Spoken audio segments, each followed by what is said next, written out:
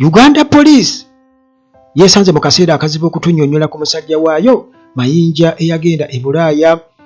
Eyali omusajja ebifaananyi bye tulaba ku mutimbagano yafuuka mukazi, bagambye nti oyo disaster yennyini, disaster atuswaza.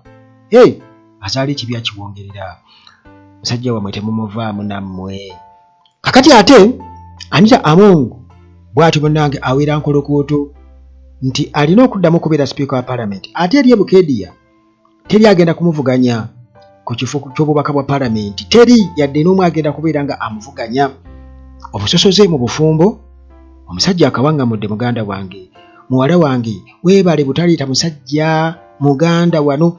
Ate ku nsonga y'obusosoze era si makadde bw'atyo agambye nti Chief Justice Owiny Dollo ono y'omu ku basosoze mu mawanga ate abatagalira ddala Baganda. Aga Khan yaziikiddwa, ate munnange ne Kiteezi azzeemu okubeera nga ate aleetawo obunkenke. Kiteezi eri gye bayiwa kasasiro kiki ekiriyo?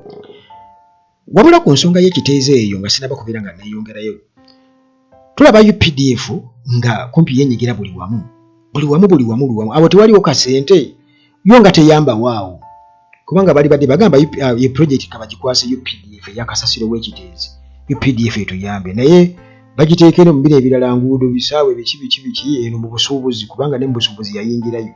Naye kasasiro UPDF tenyega, so nga ate mu kugoba Kisaka Museveni yajja ne Muhoozi ku nsonga z'ekiteezi, naye UPDF tebagisindikayo. Lwaki? Anti ebya Uganda bw'otalokola deep thinking muganda wange.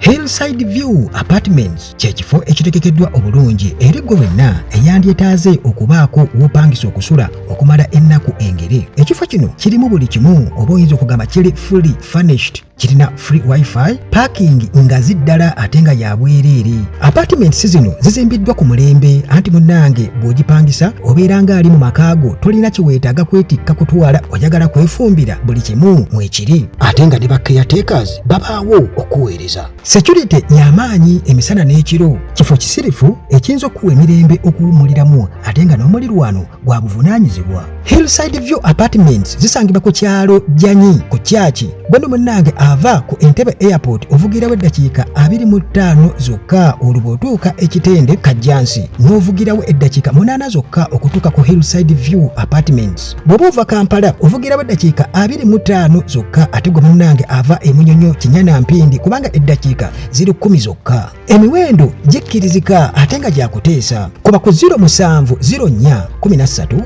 19 99 oba 0770 718 98. Timo Property Consultants webali nnyo bwe ayagala okugula ettaka, ayagala okuzimba ennyumba, oba ayagala okugobera ku nsonga z'ettaka.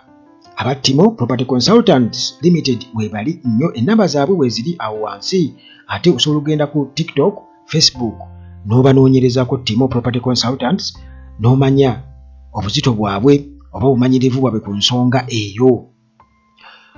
Kansooka okulamusako gwe muganda wange ampuliriza.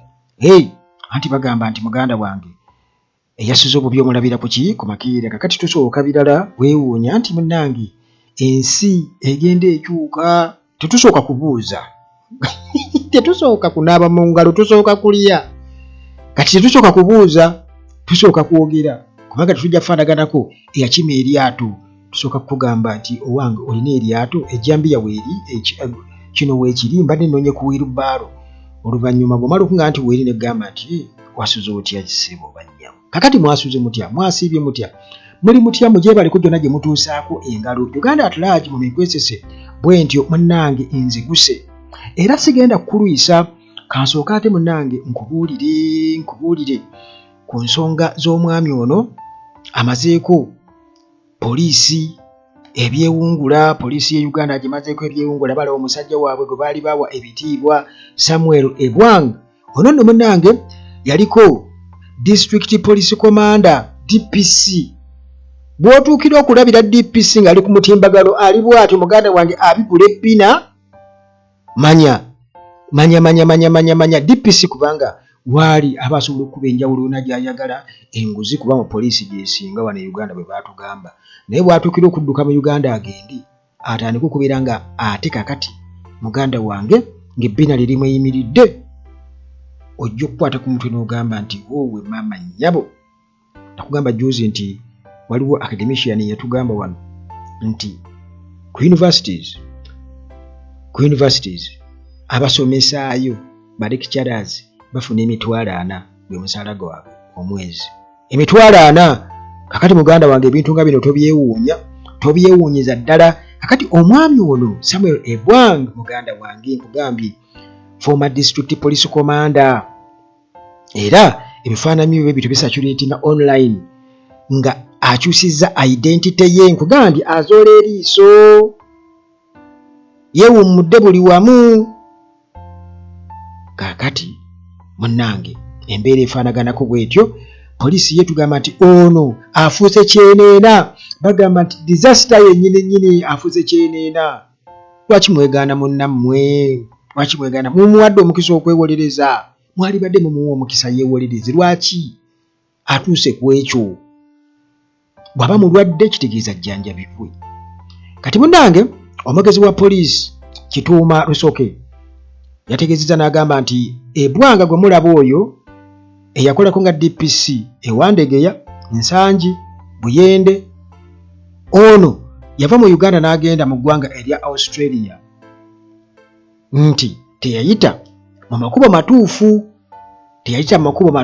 Ebwanga oyo mujjukira bulungi nnyo afande Kirumira eyattibwa, poliisi ne mumwegaana ffe mwamwegaanira ddala, n'obusiimo bwe n'afamire ne mubeegaana, n'emmotoka ye ne mugibba. Mujjukira bulungi nnyo. Yafa ye mwamutta. Naye ono Ebwanga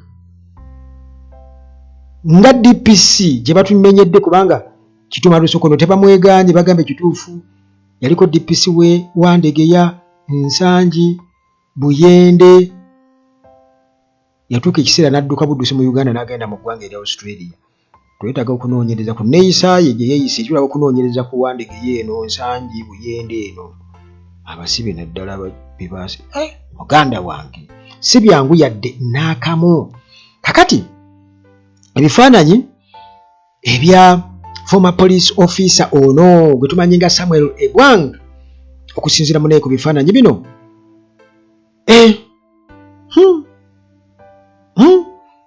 ono bano bagamba nti ayinza okubanga yeekyusa oba omuntu yamukyusa n'amufuula omukyala, kubanga ebbina alinyeenya, ebbeere balaba alirina bayakateekamu ki. Kati ate alina engeri gy'aleberaleberamu bw'ati. Nkugambye Ebwanga yafuuka Ebwa. Kakati munnange omwogezi wa poliisi ng'atukakasa nti Ebwanga mbu teyaresigninga formally, mbu mu bulambu nga bwe kirina okuba mu bulambulukufu, najja okubeera nga alekulira, teyakikola, nga ava mu ggwanga, najja okuva oba yadduka nga mwagala kumugira, kubanga tulabye ku bakaweesi nga bafa mu bitategeerike, nga tulabye ku bantu bangi abakubwa amasasi wano, tulabye afande Kirumira ne mumwegaana ye mwamwegaana. Kakati munnange Ebwanga tutumanyi circumstances si ezaaliwo ezaamuleetera okubeera nga atuuka ku ekyo, kubanga si kyangu. Kituuma Lusoke atugamba nti we yasembayo okubanga alabwako wano yali musajja. Bwe twasembayo okumulaba wano twanzijukira yali musajja, naye atukakasa agamba nti njagala okubabuulira nti teyatuwa baluwa ye yakulekulira oba okubeera nga asaba okubeera nga ava mu police force, era tumubala nga deserter, omuntu eyasuulawo obusuuzi omulimu n'agenda.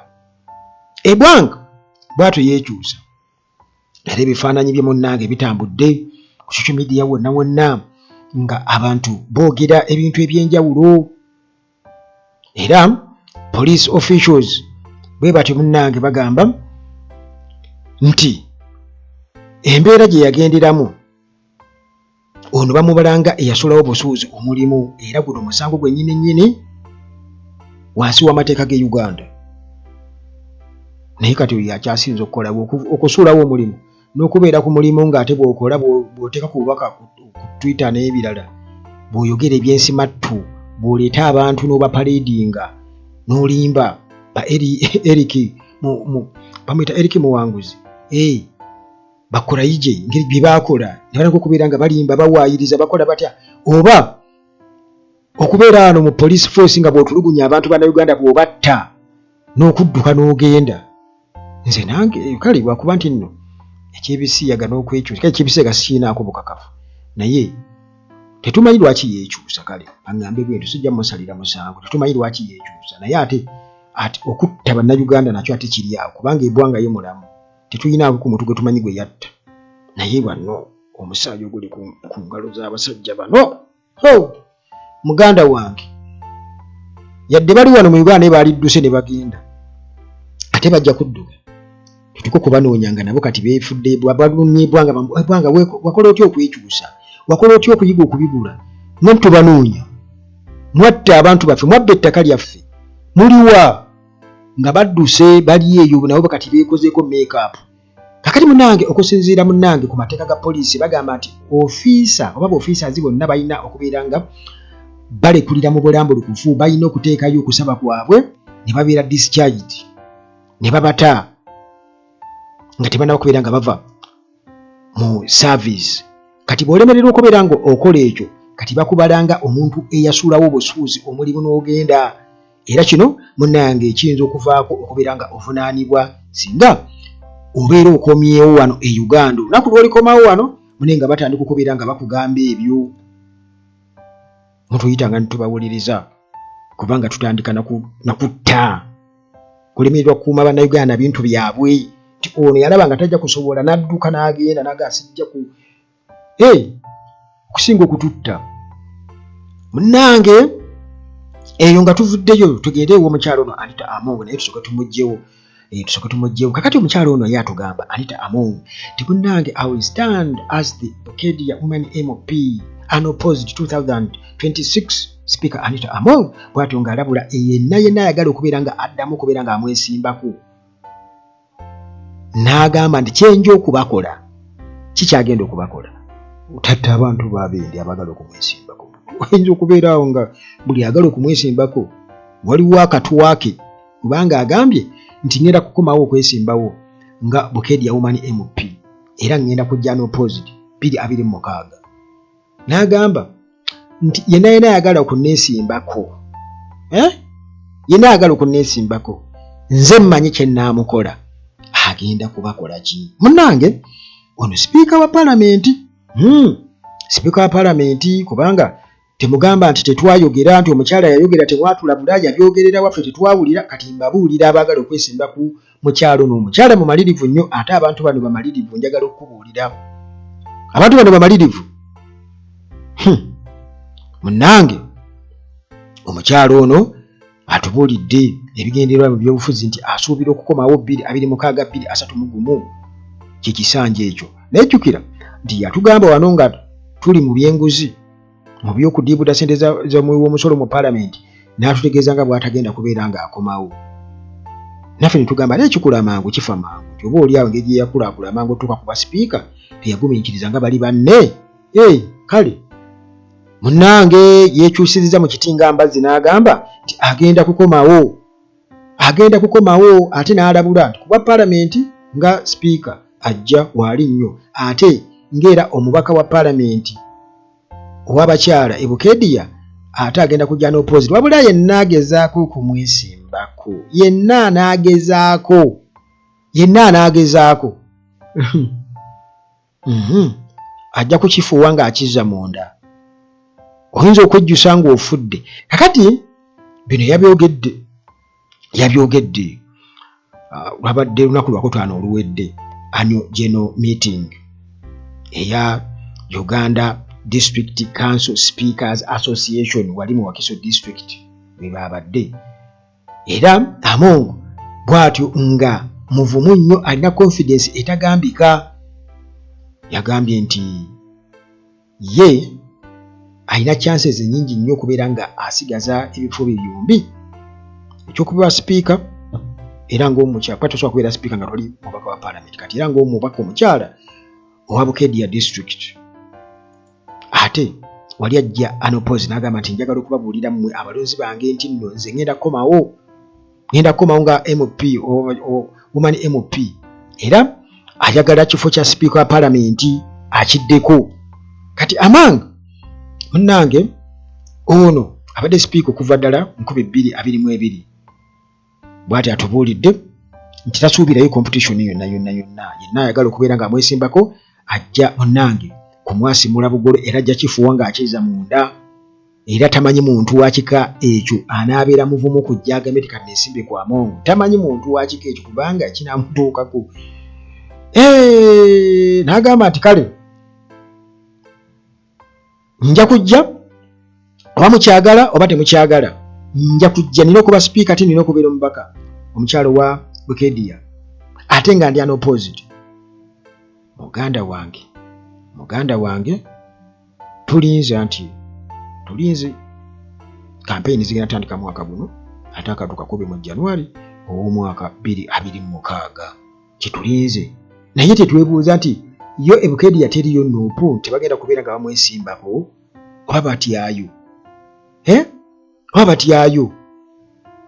kubanga Anita byayogera alabikira nti ali crazy kubanga tetumanyi nti singa baafuuse president ayinza kukola ki ng'afuuse president Anita n'amala afuuka president wa Uganda mugamba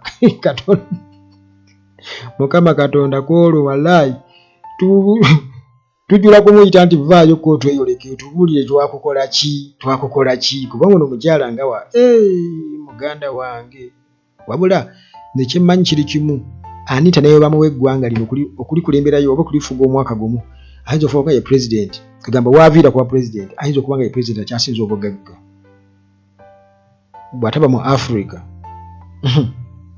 muzanya oyo omukyala kyenategeera amanyi kimu kye bayita ssente amanyi kye bayita olugogo okulembeka ko akutegeera kakati munnange eyo nga tuvuddeyo obusosoze wano mu mawanga naddala mu bintu by'okuwasa waliwo akatambi ku mukutu ogwa Twitter akatambudde akanyiiziza ennyo abantu akabanyiiziza naye ate nze siraba lwaki nnyo kabanyiiziza omwami omusajja omu Omunyankole oba Omuhima yeebazizza muwala we olw'okugumiikiriza n'atamuleetera musajja Muganda tayagalira ddala tondeetera Baganda wano naye kwegamba ekyo kale kiwaawaaza amatu naye nsuubira okuba nti nze abantu baali badde bawasa abantu ab'amawanga gaabwe okwewala ebintu ebimu ekyo nze nkinfasayizinga baali badde bafumbirwa bawasa era ne bafumbirwa abantu ab'amawanga gaabwe kubanga gye buvuddeko waliwo mukwano gwange wano mukyala we yafuna mukyala we nga mukyala we akyali mwana muto nnyo ne bakuumagana bwe batyo munnange tebajja ne bafuna ssente ebyaddala era ne bazaala n'abaana naye munnange mu mbeera ey'okubonaabona bwe batyo omukyala kati yakula luli yali omwana muwala omuto era baasisinkana omuvubuka mukwano gwange ng'akyali muto kati munnange ajja okuzuula ekika kye ekituufu nga beeyo bahima beeyo eryantonde ng'agendayo mukyala we munnange yali yazaawa omwana nga ewaabwe kwega taata we Muhima maama we Muhima era nga bamuwa ekitiibwa kinene bagamba true Muhima bo okusinziira eri ewaabwe naye bamubuuza ku love life ye ku mbeera gy'atambuza ng'abagamba munnange nafumbirwa n'omusajja yampeerera nako biki bagamba ye ne basiima naye bagamba ekikulu wafumbirwa Omuganda lwaki wafumbirwa Omuganda lwaki okitegeera naye famire engeri gyeri y'abannaddiini bwe batyo ne basiima eri omusajja ne bamukubira essimu ne bamwebaza munnange weebale era tubali tusaba mujje mutulabeko era ne bagendayo naye nga kali baakamugamba kale kwegamba kale ekyo nsuubira okuba nga kiri buli wamu ndowooza kati wano kyakendera bukendeezi naye abantu baaliyagadde nnyo abantu baabwe okuwasa abantu ba tribe gama bwe bafaanaganya amawanga Omusoga awase Musoga, Muganda awase Muganda, Nyankole awase Munyankole, Omuhima awase Muhima, Omukyoli awase Mukyoli, Omugisu awase Mugisu. Kwegamba basobole okubeera ngo ebintu byabwe babitambuza okusinziira ku culture yaabwe. Bwe nsuubira okuba newankubadde nga era eddembe weeriri, abantu balina okubeera nga banyokesa wayase left right center. Nti oli kati tuze avuga safari alina okuba nga oluguudo lwonna nga bwalujja wali, obanga emmotoka ne bwe beeyingira e Rwanda katugeze oba Congo, eyo yonna najja ng'agattawo n'ayingira Kenya paka Mombasa yonna alinayo. Kakati awo wagenda kubaawo muganda wange kugamba kyetwali badde tuyita ki? Kyetwali badde tuyita ki? Kubanga njagala okubuulira waliwo family ezimu kati katugeze engeri ebyeyo gye byajja nga tebaligenda kuddamu kusisinkana. Katugeze omwana yagenda ku kyeyo, abaana bo bagenda ku kyeyo, bazadde baabwe bali wano Uganda, abalala bali eyo mu America, abalala basaasaana. Kati abantu abo kitegeeza family zaabwe tezirigenda kuddamu kubeera wamu. Bazaddeyo abaana eyo bwe bityo, bazaddeyo abaana era ng'abaana beeyo Bungereza wakati batuuse kubeera nga batugoba na bugobi Trump muddeeyo mugende. Okiraba so bo bawasa Munnayuganda muno ate Bannayuganda abakyala baŋŋamba nabo balina begamba embeera mbu bwe batuuka eyo mbu abasajja bwe batwala abakazi ne babawasa Bannayuganda eyo batuuka eyo mbu ne baenjoyinga eddembe lyeri ne beefuula abazungu mbu nno balina eddembe bali protected. Kati n'atandika okubeera nga akolerera kimu divorce era okukakana ng'akulemye embu abasajja bwe bagamba. Kakati mwolekedde okubeera nga muganda wange munywera ne bakaddugala bannammwe. Okitegeera ofuna mwami Kakembo beera ne Kakembo wo, Nakakande beera ne Kakembo wo. Kati olwo bwe kituuka nti nno ensi ekyuse nga mukiraba nti kati keze Trump byayogera n'abalala bali byogera obuuli awo nga muddeeka n'abaana bammwe Oluganda balukola ki? Baluyiga. Naye kakati embeera efaanaganako bw'etyo erabika ndowooza etuleetedde obuzibu obw'amaanyi ennyo. Naye kakati era ku nsonga y'emu ey'obusosoze Ssemakadde ye yayogedde ku nsonga eyo nzijukira. Badde seneerabira Ssemakadde ono ateerya ntama era omusajja ateetonda ono munnange yanenya Chief Justice Owiny Dollo nti ono naye alina akakuku ku Baganda, alina bias against Baganda. Alina bias against ki?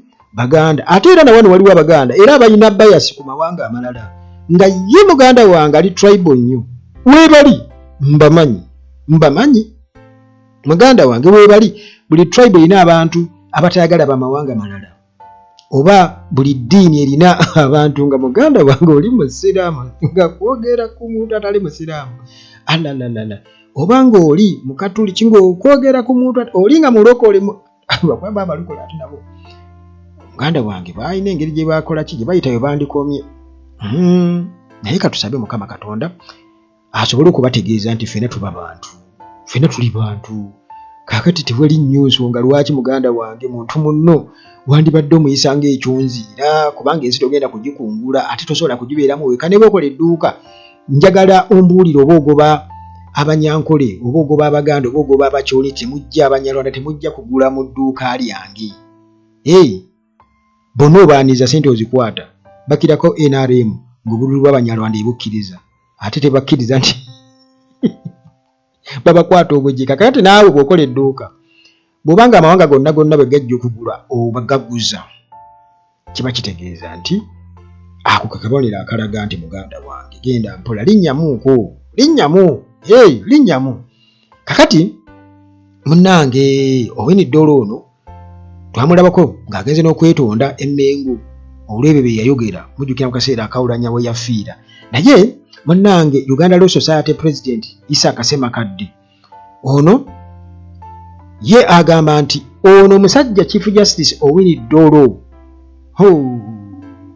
bye namwogerako sibikyusa era sirina kwetonda kwonna kwensuubira kubeera nga neetonda kubanga mujjukira waliwo drama 225 bwe bali ku New Year event wali mukolo nga Chief Justice Owiny Dollo bwe yaggulawo mu butongole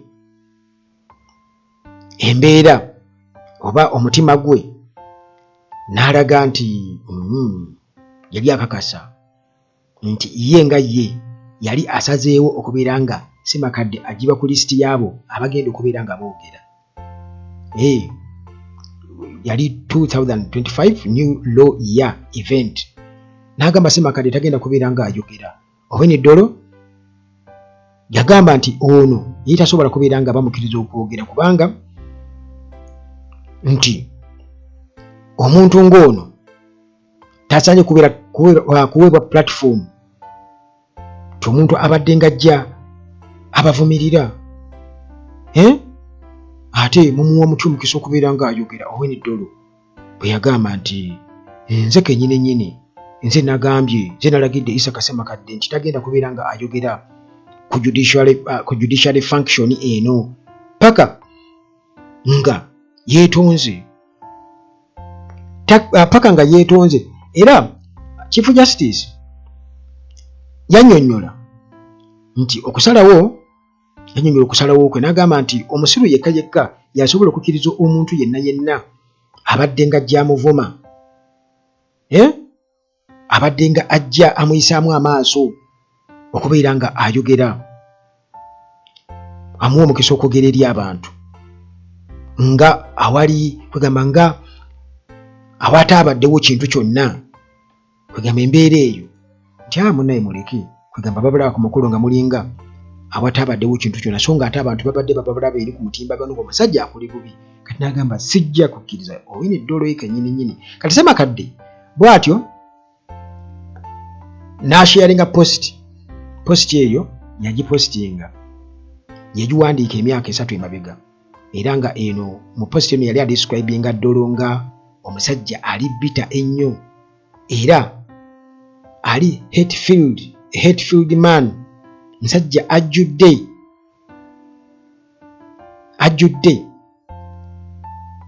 hate bakiyita bati to hate okuwalana empalana ajjudde empalana oba obukyayi kireka ndowooza obukyayi si empalana bye bimu bukyayi n'empalana naye ajjudde obukyayi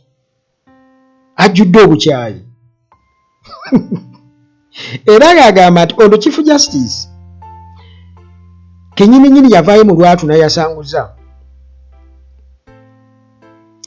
n'agamba nti Abaganda yayogera kwegamba ku Baganda kubanga mujjukira bulungi nnyo Oulanyah bwe yafa.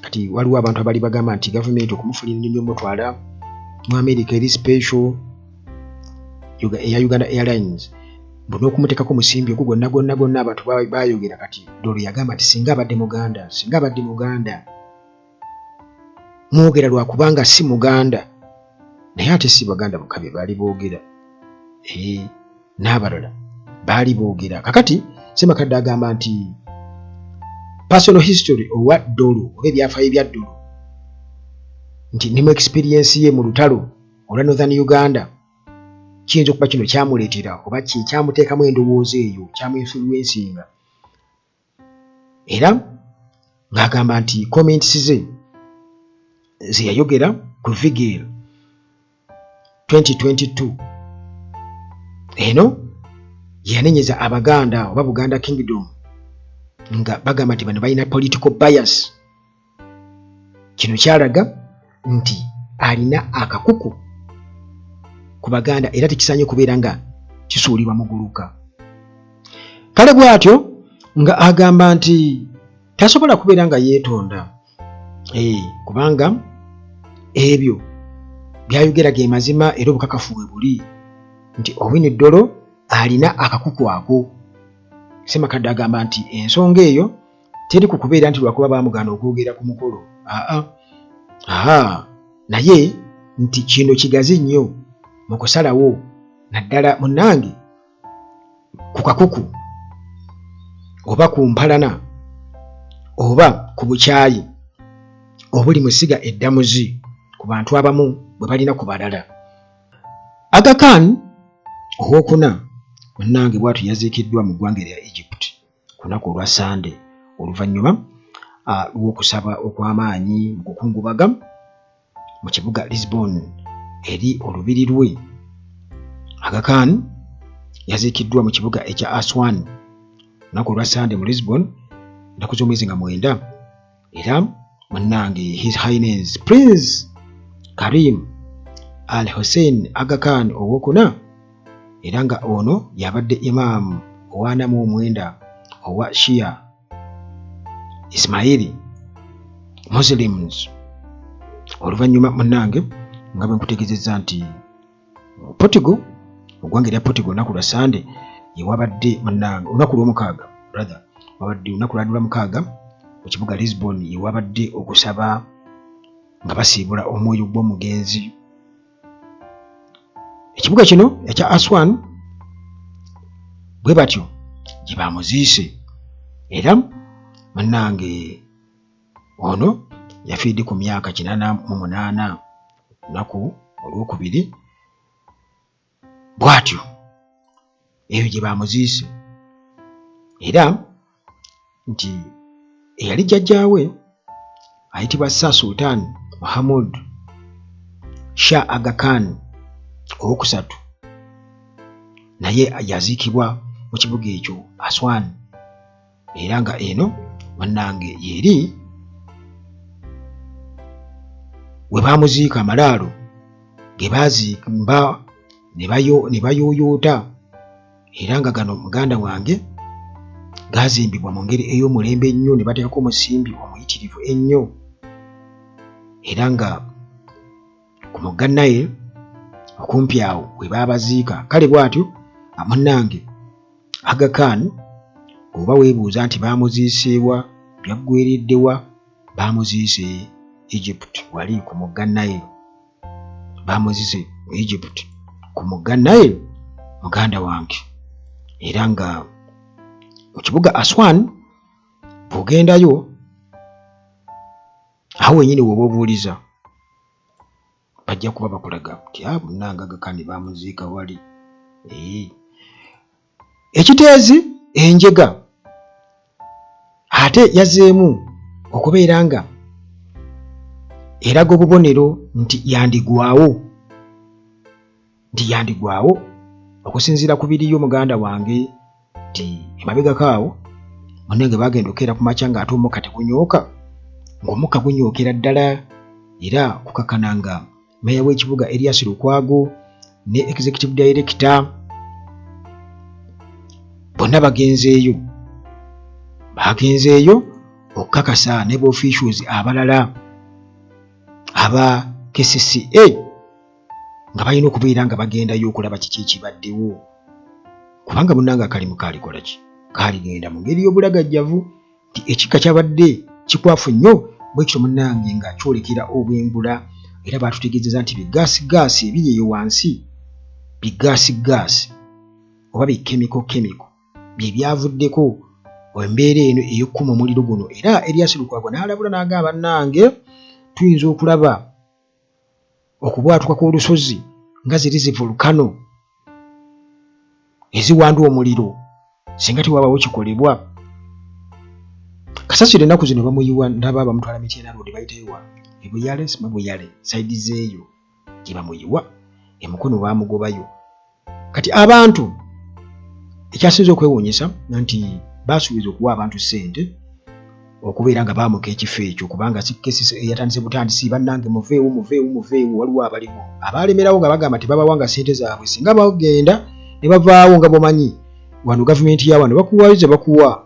Ono omusajja yagambye nti yafiirwa abantu 2 omwana yabulirayo eyo naye yafunako za mukyala yekka ssente kati ate nga baagala akasente bakabawe bagende yadde nga baafuna ennaku enzibu ennyo tebalina bye babeera ebintu ebina byafa bagende banoonye bakole ebintu ebirala nga bonna bye bagamba batuwe ssente tugende batuwe ssente naye nga bagamba tebagenda kubeera nga bavaawo awo bano babasalira amagezi muveewo mugende so nga ate munnange nti n'okugyawo ekizibu ekyabadde kibaluseewo nakyo kyabadde kizibu kubanga Erias Lukwago yagenda tebalina zi conveyor belts kugamba tebalinaawo machines zisobola kubeera nga ziyambako kubanga bayinginia bagambye nti option eriwo yakubeera nga bayiwako ttaka okusinga oba olyawo okukozesa amazzi abagamba kabayiweko ttaka naye nti nga tebalina ate conveyor belts tebalina ngeri gye bagenda kubeera nga balikasukayo kugamba ebisipi ebiyinza okubeera nga litambulirako ettaka ndowooza nga bakasukayo eri ebyali badde n'ebikono ebiwanvu bwe biti okusobola okutuuka ku lusozi olwo olwa kasasiro. Kati munnange ebyo ebiriwo naye nga obunkenke bw'amaanyi era nga n'abantu munnange twategedde nti tebabawanga kasente kaabwe. Bano bava ku kimu Save My Job omusajja ajja tugamba nti tubadde balagajjavu nnyo nti bino ne bibaawo ne tutulabako kye tukola naye ng'ate baaleta investor. Namboozi yabuuza nti kati okuleeta investor okuva mu ggwanga lyawo bagamba Brazil mbu yajja mbu akole ku byakasasiro. Investor gwe baleeta okukola ku byakasasiro. Kakati ekyo nakyo ne tuba nga kyewuunyisa abantu nti tulinga abatasobola kubeera nga twemalira ebizibu byaffe. Ffe buli kaseera tuba tunoonya wa bwe tufunira. Mitima gyatuvadda mu bifuba gyadda mu nsawo.